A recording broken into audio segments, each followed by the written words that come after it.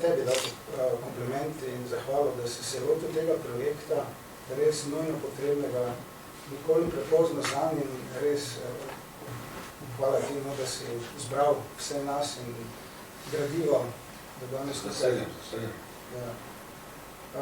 Drugače, pa jaz bi mogoče povedal, samo kaj sem mi s Tomažem delala, ker nič vsi vedo, da sva pripravljala, kot smo rekli takrat, multimedijske performance, in sicer je bil tukaj seveda Davor vključen, ne fizično, ampak z glasom, ki ga že mojci omenjali na kasete, potem pa s CD-ji. Jaz sem kot fotograf prispeval takrat diapozitive, skratka barvne diapozitive, takrat ni bilo digitalne fotografije in seveda, ker je Tomaž kot avtor pesmi, podprto z glasbo, ki smo si jo sposojali, ki si jo pravzaprav sposojali z različnih virov.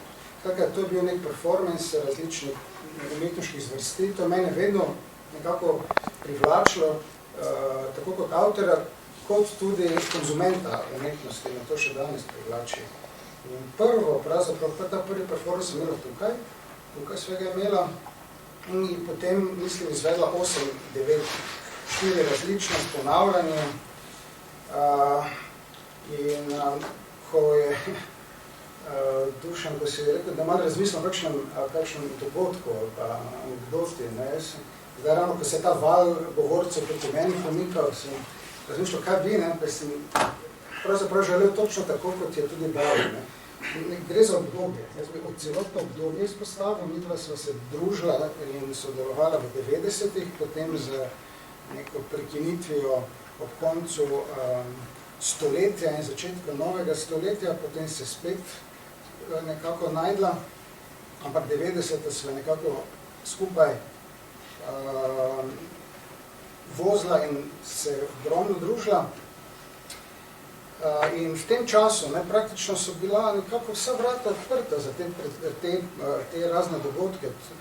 Midva sva bila tukaj dvakrat gosta, bila sva v Viteški dvorani Pokrajinskega muzeja, bila sva na festivalu Lent, to smo z Gogotom rešili v 10 minutah, bila sva takrat v spremljevalnem programu Borštnikovega srečanja na festivalu Performa dvakrat. Skratka, bom rekel, z organizacijskega vidika je to bilo mala šala, takrat. To ni benega težava, je bilo ne administrativnih, ne nekih programov, da se mora leto dni naprej nekaj napovedovati, noben ne zahteval neke kompenzacije denarne, skratka neki solidarni časi so bili, nismo potrebovali ministra za solidarnost, tako danes.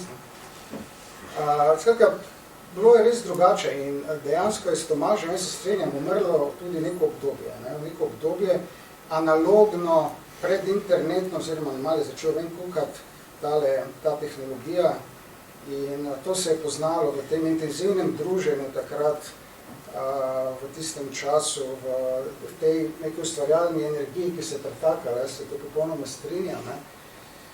Tako da, jaz sem prav tako hvaležen in pravzaprav tudi hvaležen zaradi nekaj druge stvari, ker